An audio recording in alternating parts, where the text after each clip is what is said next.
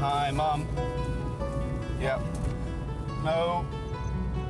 Just a minute, I've just got to, David and Laura's bodies are incredibly sophisticated, each one a finely balanced system of interdependent organs. Laura wants to say hello. Hello. Hello, yep, that was Laura. Yep. But in their complexity lies a vulnerability. She said, are the glasses fragile? She says. Damage to just one small part of this system can have dramatic consequences. I don't know, we're on the A something or other. Laura!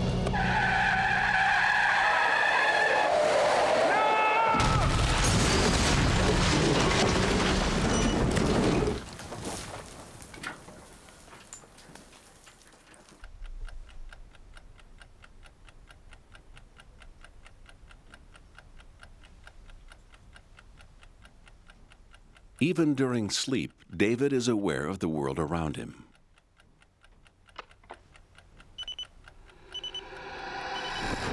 The sound of the alarm triggers electrical signals to fire toward a part of the brain that never sleeps, the brainstem. It's the on-off switch for consciousness. It responds by sending a wake-up call to the sleeping parts of David's brain.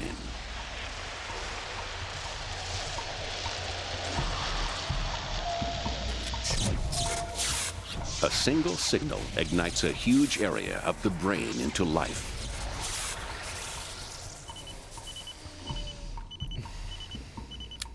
Without this vital link, it would be impossible for David to wake up.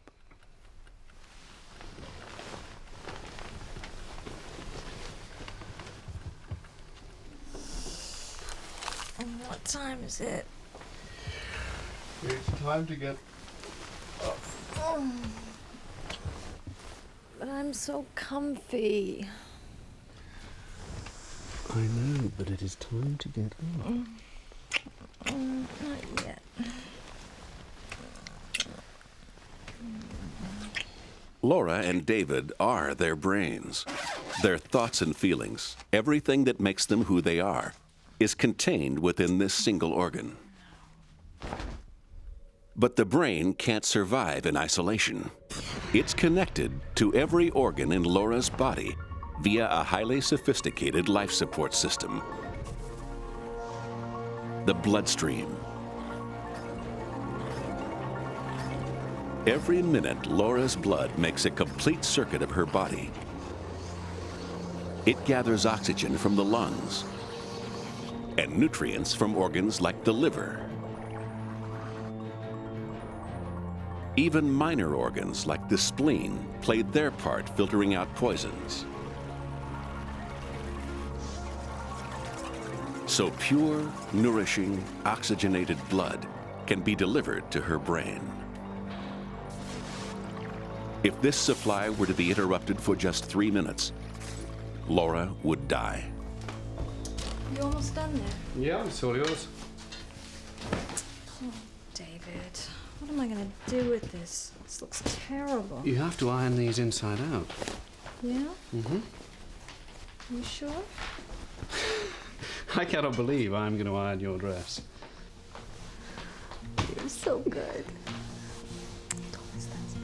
Thank you.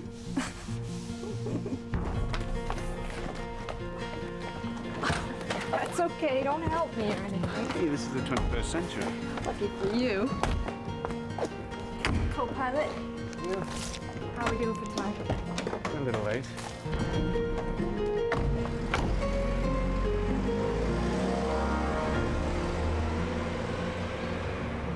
So, who else is going to this wedding? Well, pretty much the same crowd as Simon's mum. The happy couple, obviously. Simon and Stella. Fresh from their honeymoon. Uncle Dave will be there. And he won't be flirting with you this time because he's bringing his lovely new wife. Oh, what's she called? Well, I'm not sure. Well, I'm not sure he's sure.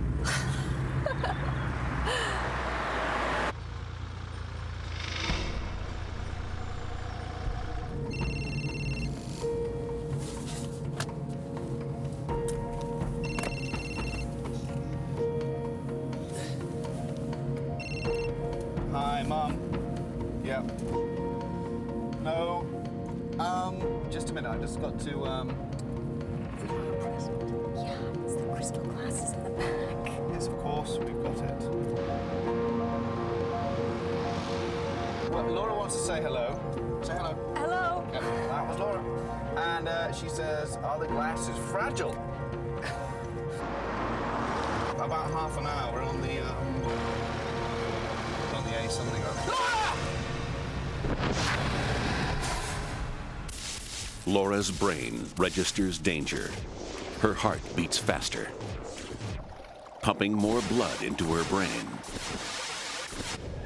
Her brain is speeding up. And time actually seems to slow down. But not enough.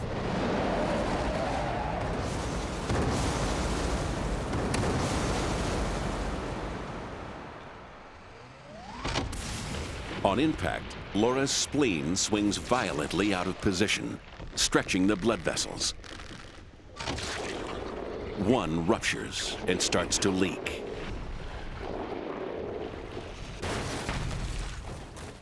David's brain slams against his skull, severing connections and disrupting signals all the way down to his brainstem. His conscious brain is switched off.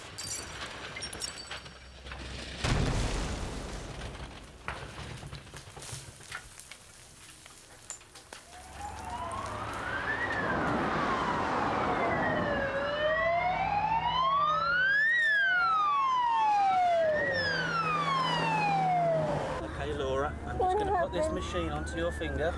Is David okay? I'm just going to check your blood pressure. Don't worry, everything's okay. Is he badly hurt? Let me just check your blood pressure. Where's David? David's okay. He's in the other ambulance. 2-6 control over. 2-6 en route hospital. 1 male unconscious, serious head injury, time critical, approximate 35. David's condition is serious. He is still unconscious. Parts of his brain lie in shattered ruins. The only reason he's alive is because the reflex centers of his brain that control his breathing and heartbeat survived the crash.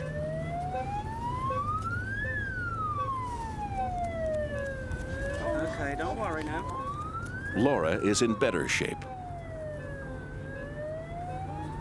Her body is already at work repairing itself.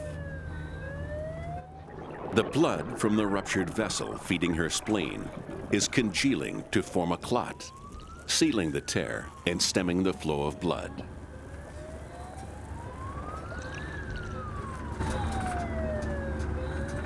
But while Laura's body heals, David's is getting much worse.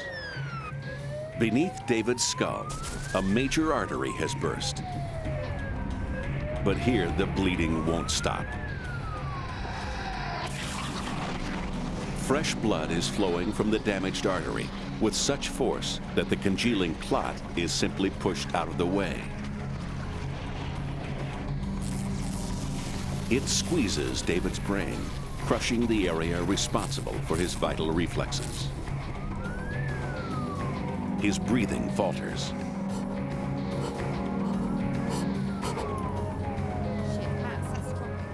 His heart rate plummets.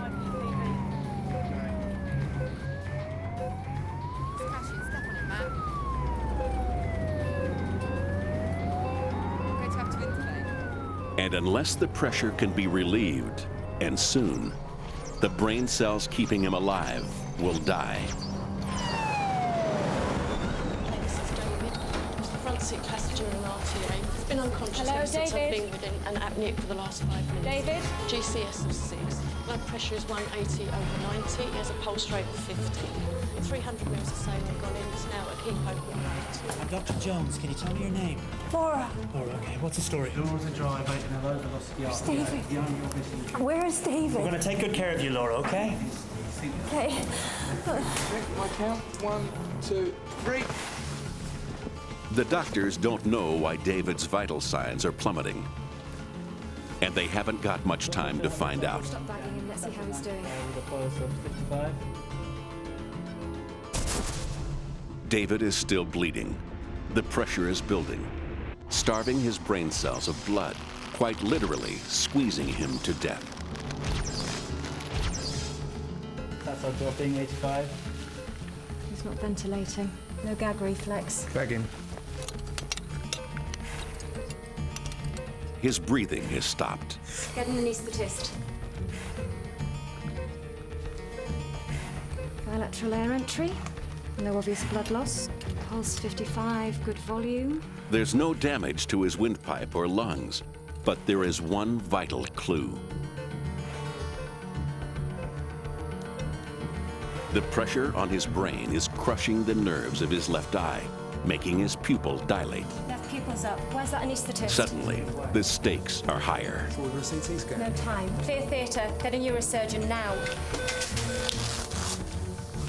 They must relieve the pressure in the next few minutes, or David will die. David has been prepared for an emergency operation.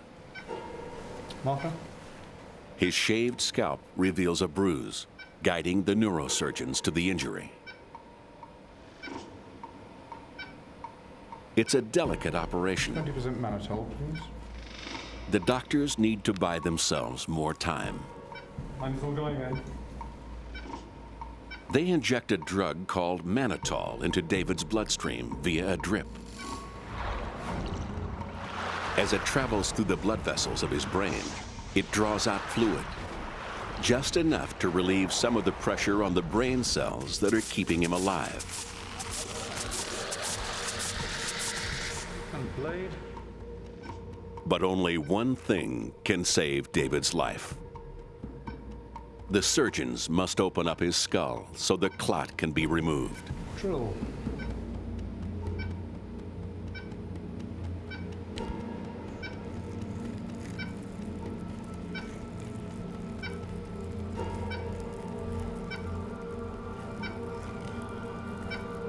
Right, Laura, let's just get you up for a second. Doctor's going to listen to your chest. Thank you. If you could just breathe in and out for me, please, Laura. Okay, and again. Laura's life does not seem to be in any immediate danger. Thank you. When can I see David? Soon, don't worry. Just put the blood down. Okay, these down inside. Easy now. There you go. Where is he? I'll find out for you. Don't worry. Let's look after you for the moment. Just gotta look at your tummy. And if her injuries are not too serious, the doctors will let her body repair itself. Any pain? Just a little. Let's just have a listen. The pain Laura feels is actually part of her body's healing process. Within the protective membrane which encases the spleen, blood vessels are bringing fluids designed to heal Laura's injuries. As they seep out, they cause the damaged area to swell, triggering pain receptors. The dull ache which Laura feels is a message from her body No, I don't have any family here. telling her to lie down and give her injuries the time they need to repair. Thank you, Laura. Let's get her prep for X-ray. Laura, Chloe's gonna get you ready for X-ray, and I'll check in on you later. Okay? Don't worry. Darling.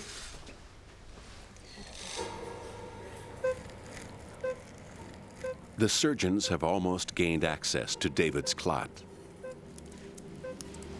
They have drilled a series of tiny holes in his skull. Cans, please.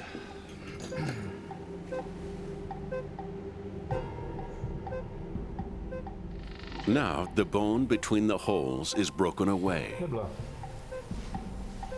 opening up a 2-inch gap.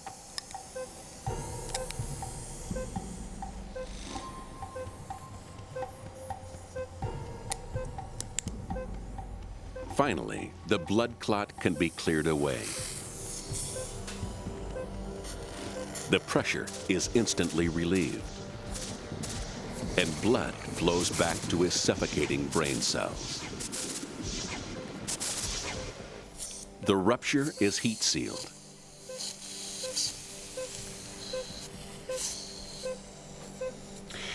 Lovely. Can I ask you guys to close up for me? Thank you. Thank you. The immediate threat to David's life is over.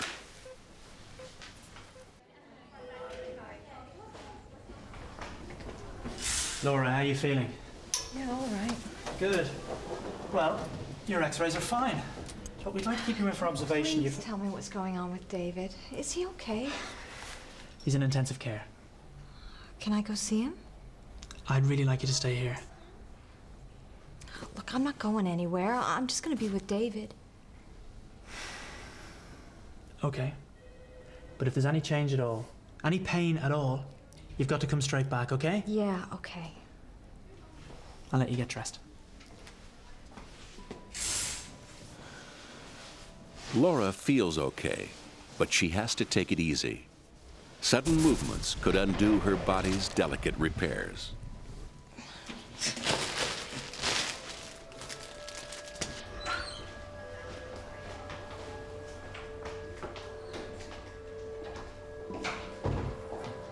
Excuse me. I'm looking for David Hayes.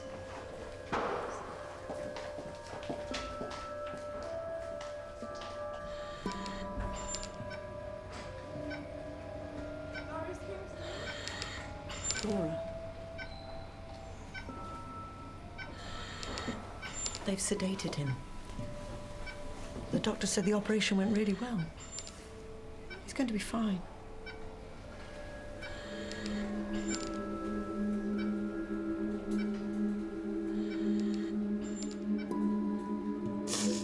I'm so sorry.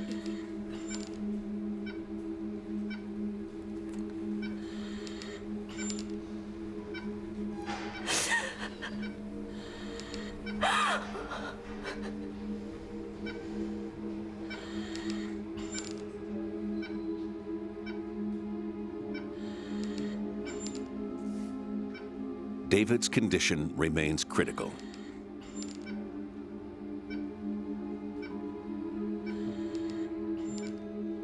If he wakes up now, his life will once again be in danger.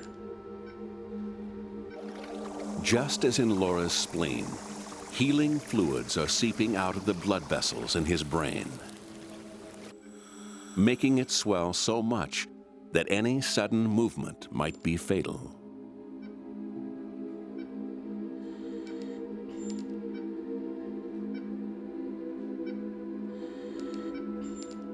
David is kept on a sedative drip to make sure he stays unconscious until the doctors are certain that the danger is over.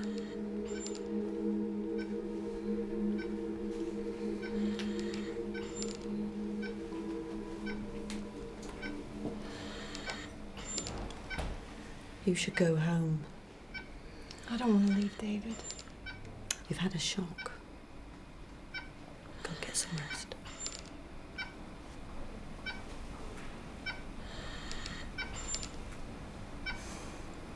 I guess you're right.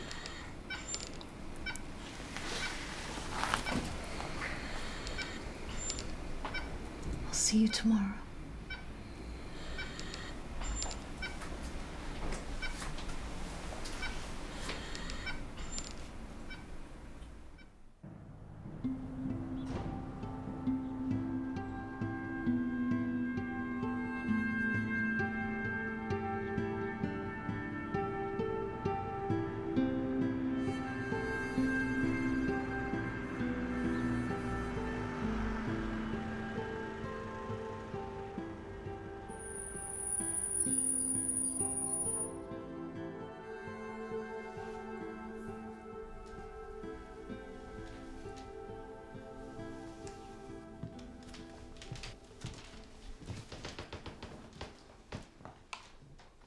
Laura is about to put her life in danger.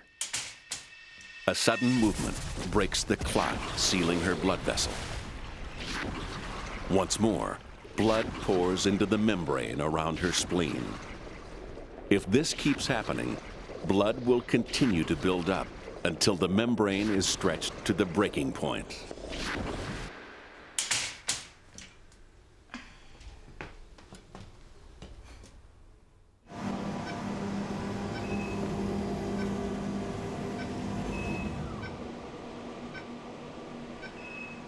David's chances of recovery depend on how badly injured his brain is.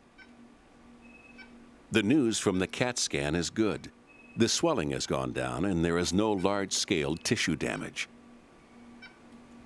So David can be safely taken off the sedative. But the CAT scan can't show the microscopic injuries caused by the impact. Some of David's brain cells are dead. They'll never recover.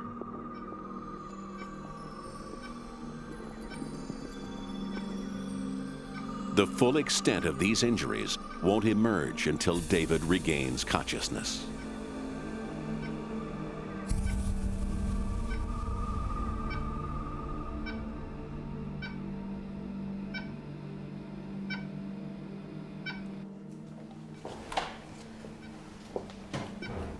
There you are. Thanks. It's only instant, I'm afraid. It's okay. But now the sedative is wearing off. I think they had to shave his head. He's gonna hate that. Yes.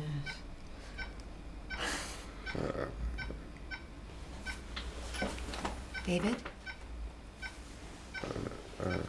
David? David's brainstem sends out signals to rouse his unconscious brain. David? He's coming round. I'll get the doctor. David, can you hear me? It's Laura. But there's a problem. Many of the connections leading from the brainstem were bent and twisted in the crash. The signals get jammed. Inside the connections, the delicate cell structure has been shattered.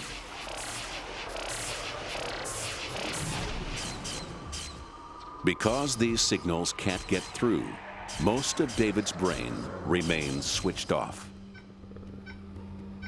David? Sweetheart. David, can you hear me? David? I'm afraid I'll need to ask you to leave the room while I examine him. David, can you open your eyes? Can you open your eyes, David? The doctor tests David's responses to simple stimuli, commands, light, and pain, to quickly assess which parts of his brain are working and which are not. Next.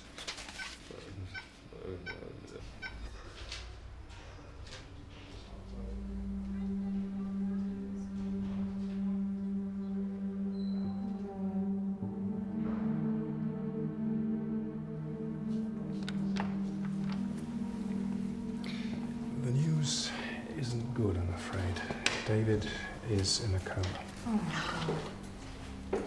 He was trying to talk. Yes, it may seem like that, but he is actually unconscious. And there is evidence that his brain is damaged. David's brain damaged? How badly? How bad is it? At this stage, we just don't know. It may be reversible, and he is getting better all the time. We'll just have to wait and see. But he's in the best possible hands. Now, I'll be back to see how he's getting on later. Thank you, Doctor.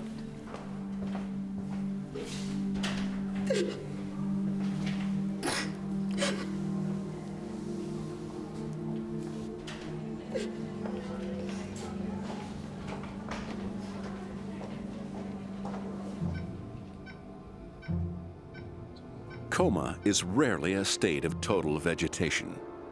Some areas of David's brain are awake, which is why he can move and make noises.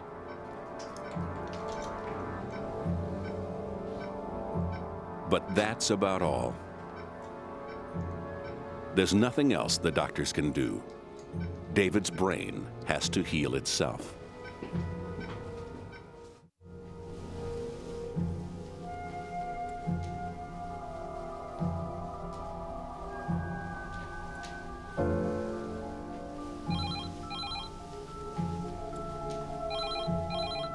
Hi, David and Laura aren't in at the moment, but please leave a message and we'll call you back. Hi, it's Mark. Listen, give us a call on the mobile. I'm in town at the moment. We can go for a couple of drinks. See you soon. Bye-bye.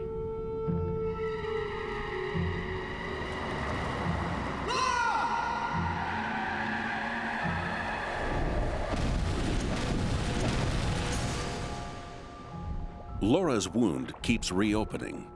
The membrane around her spleen is filling up with blood.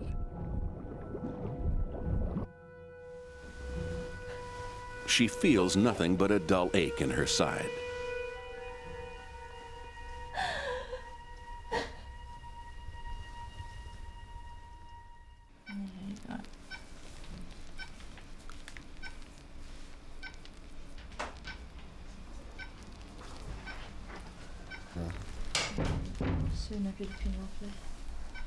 Excuse me. Hello. Hi. Can I do that? Yeah, sure. Thank you. Thanks. Hey, sweetheart. How you doing today? I'll let you in on a little secret. I've always wanted to do this.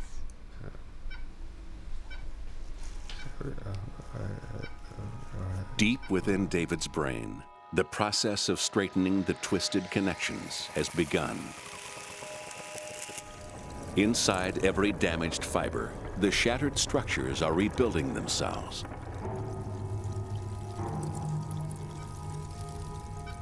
But this process takes time.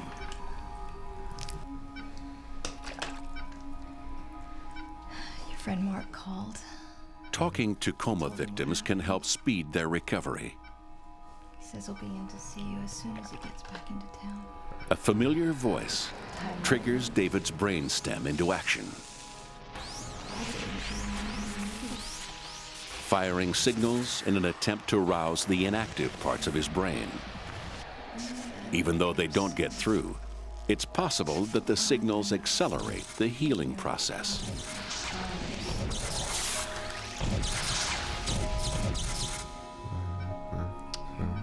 I think you are done.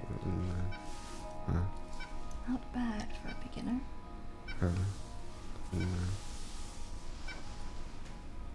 I love you, David.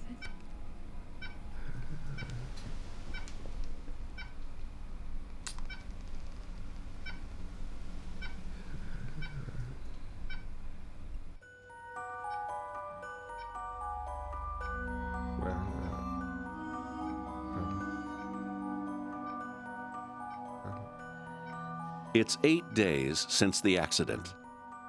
Finally, David's brainstem is about to make contact with the rest of his brain. The nerve fibers carrying the signals have successfully repaired themselves. Circuits are ignited deep in his unconscious brain.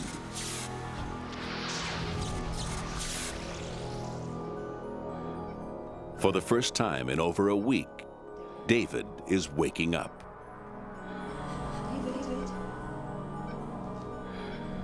David! David! It's me, Mum. You're in hospital. You've been in a car accident and they had to give you an operation, but you're going to be all right. You're going to be all right now. Laura's all right. She'll be in later. So worried about you. Now,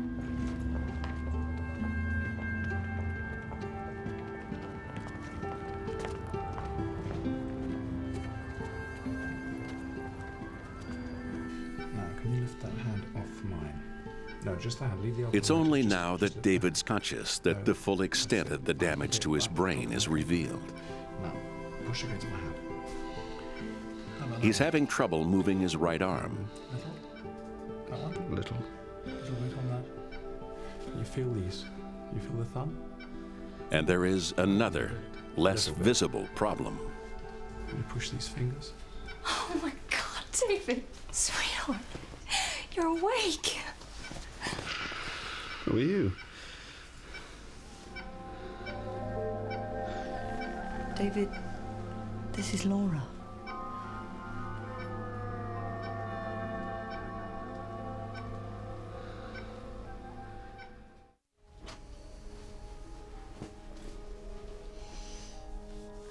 "10 days after the crash, the ache in Laura's side is getting worse. But she doesn't realize the danger this pain represents.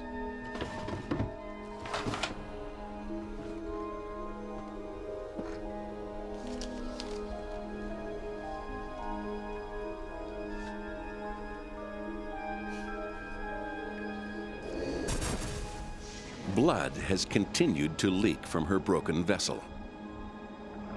What was once a membrane encasing her spleen is now a bloated, blood-filled sac.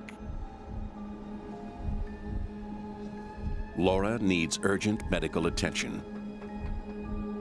And if she doesn't get it soon, the consequences could be catastrophic. Let's see if you can touch my hand. That's it. Okay, good, good. It's 48 hours since David regained consciousness. Nearly there. Good. Very good. And just relax it down. The blow to his head severed millions of connections in his brain, and many signals can't get through.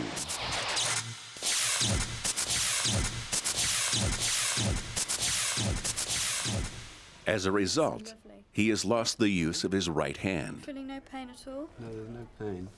That's good. And he has no memory of the last 2 years. Just need to put that gentle pressure through. Okay. If you could practice that sort of every hour. The job of fixing his hand is already underway. When his muscles are exercised, signals fire up his spine into the damaged part of his brain. Stimulating the growth of new connections to take on the roles of the ones he's lost.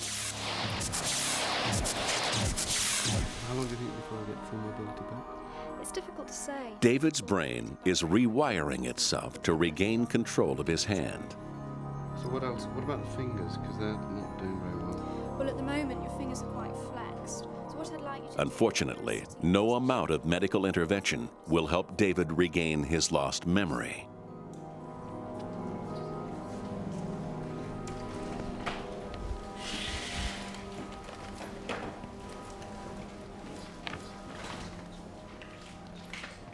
The 18 months he's known Laura are a total blank to him. Hi, David. Hi. Do you mind if I sit down? Sorry. How are you doing today? Good. I was going through some things and found these. Thought they might help you a bit.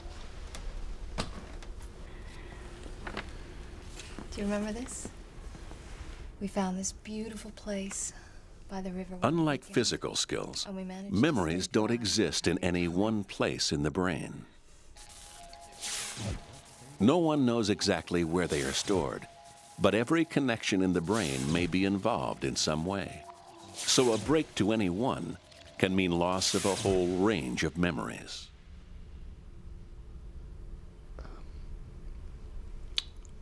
No.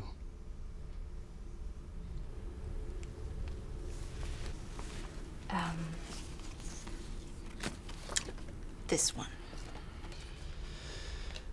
I know those two. Simon and Stella. That's right.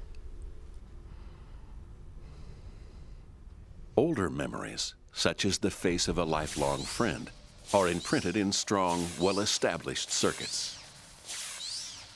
But newer memories, such as recent events, are less well stored. They are more vulnerable to loss and harder to recall. Do you remember that day?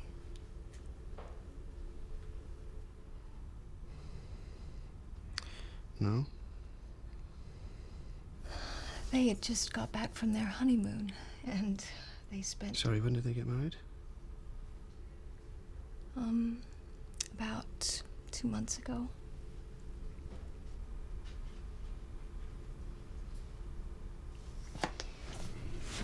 It's all right. Listen, I'm not showing you that one, but this one will make you smile. We found a street market. You bought me this ring.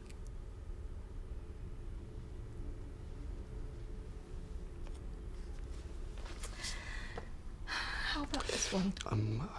Actually, I don't think I can look at any more. Okay. Sorry. Why don't I just leave them with you and you can look at them when you feel like it. Hello? I'm just going. I'll see you later.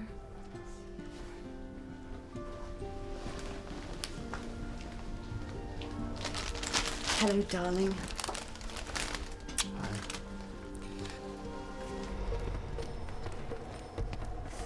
Laura is on the brink of disaster. Her blood-filled sac is now stretched to the breaking point.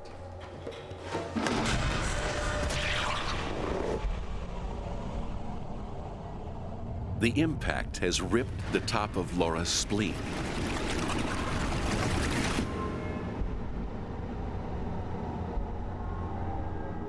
All she feels is a stab of pain.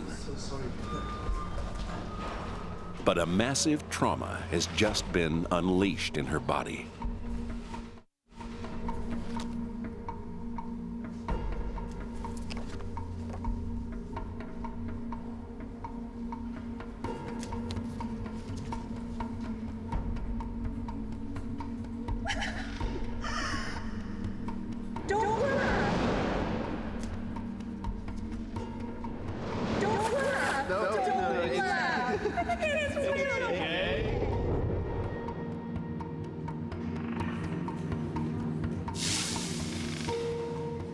Laura's body is in crisis. A third of her blood supply has poured into her belly. In an effort to get more blood to her brain, her heart beats faster. But the faster it beats, the faster blood pumps out of her shattered spleen.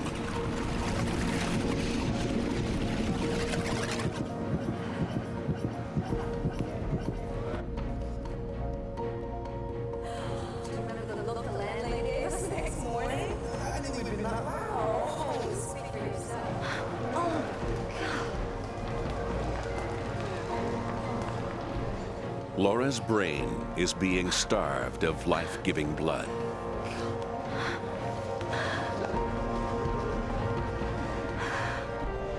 In a last effort to keep her alive, her brainstem acts. It starts to shut down every part of her brain not vital to survival.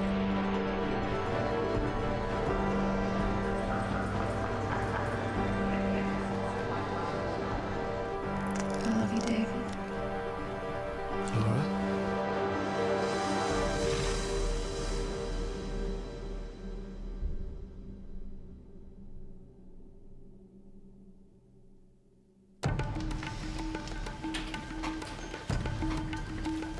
Laura's body is fighting a losing battle.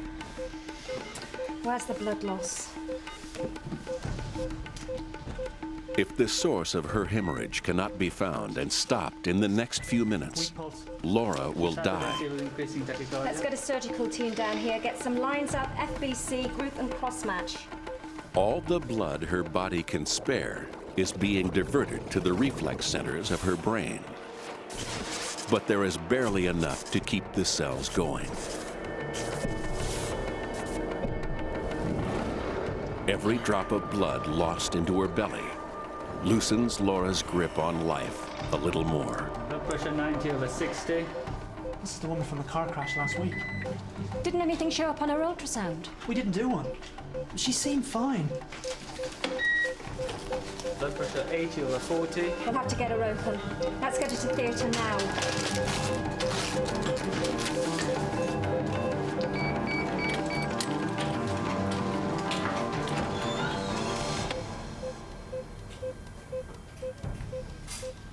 The only thing keeping Laura alive is the blood being pumped into her.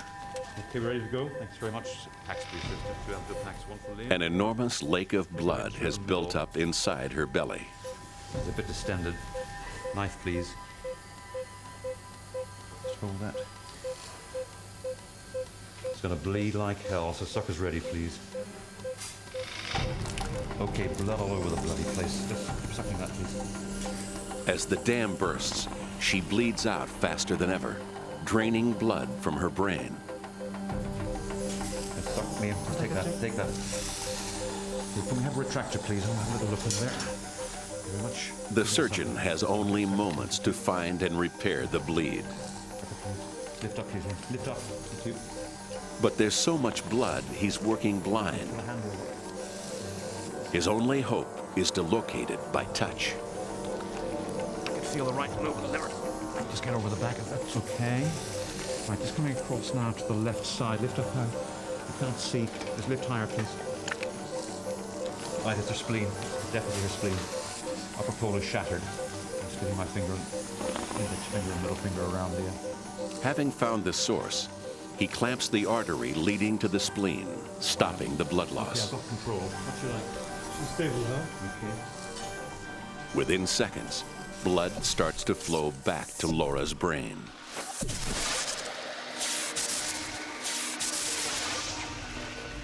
Her chances of surviving have just risen dramatically.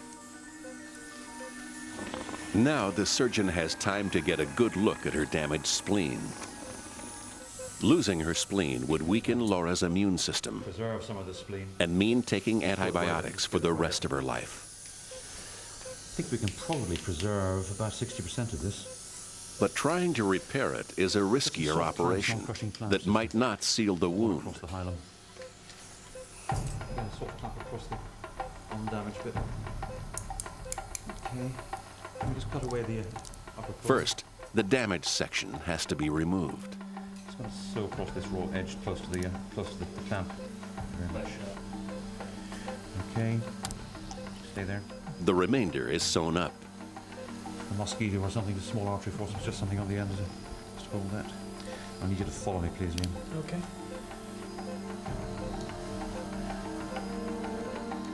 Now is the moment of truth. Take this up for the clamp off. The clamp is taken off the artery. Blood flows back into the spleen. It's looking fairly dry.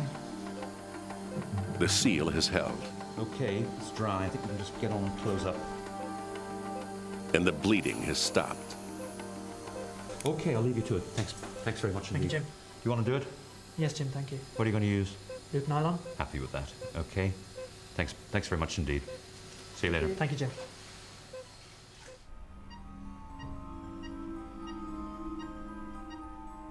Laura's spleen and her life have been saved.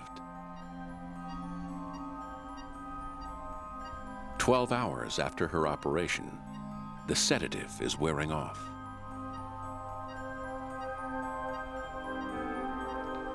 Laura? Laura? Shh, it's okay. You collapsed. They saved your life. David. Yeah. Remember me? You all right? Yeah.